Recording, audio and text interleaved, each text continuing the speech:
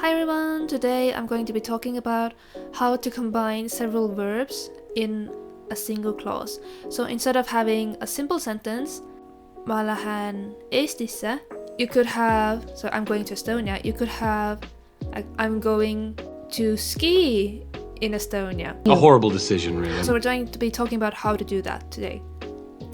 But first, I recommend you pause your video and try to find the first verb or the main verb of the sentence, and then find the second verb in the sentence. These are not correct grammatical terms. I'm not going to bother with grammatical terms this time.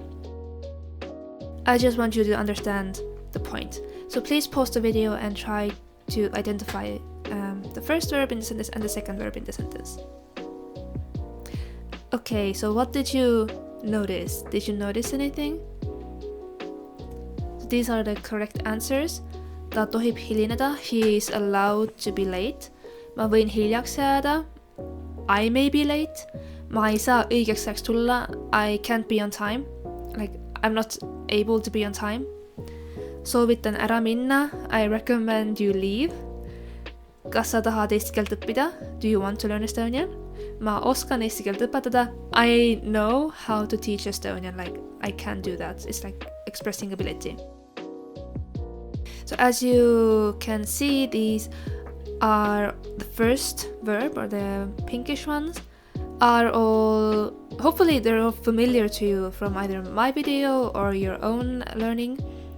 Ta tohib is the third person singular, ma võin first person singular, ma ei saa first person singular negative, soovitan first person singular, kas sa tahad, it is in a question, but it's second person singular, and then ma oskan first person singular.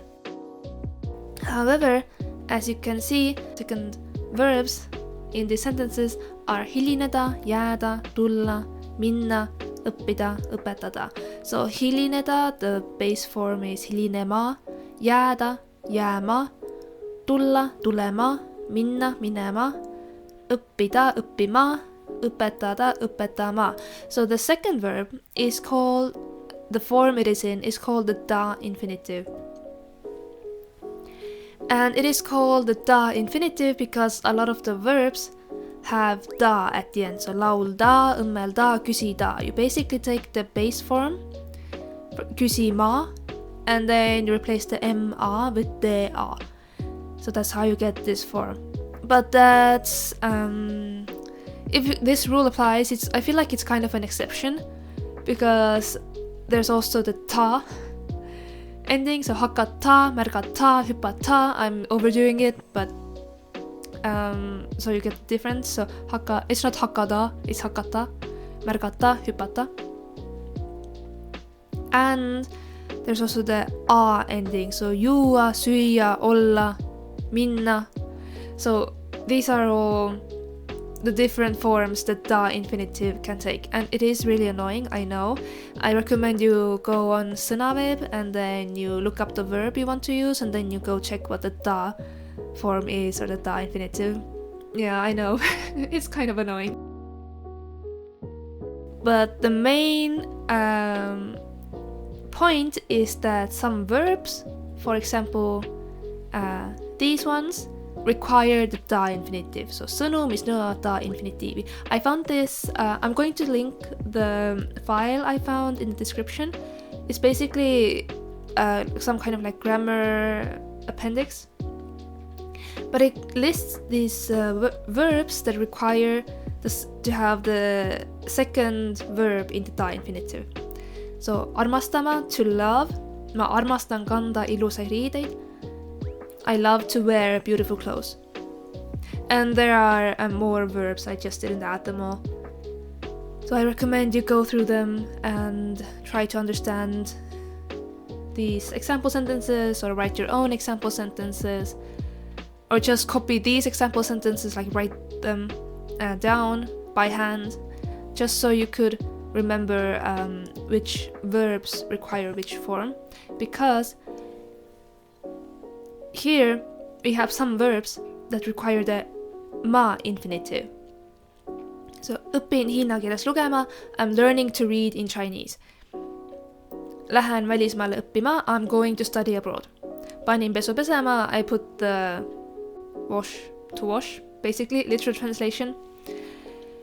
So here, õpin, lähen, panin, all of these are first person singular, and then the second verb is in the ma-infinitive, so lugema, õppima, pesema.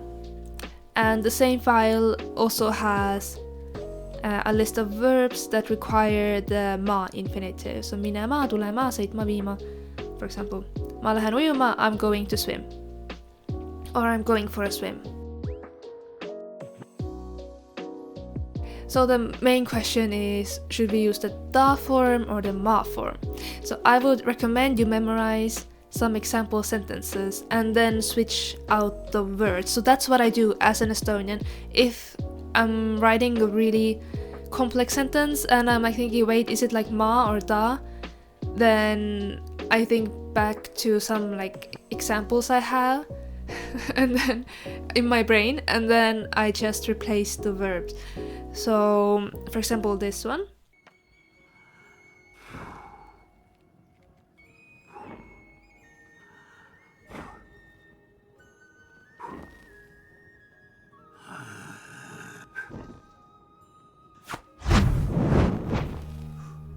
Tahtsid öelda?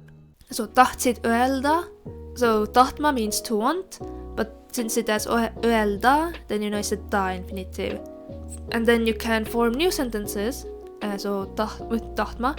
So ma tahan laulda, for example, like I want to sing. And then if you're an advanced learner, you might appreciate this part. There are some verbs, so näima, paisma, tunduma, that require the vat form.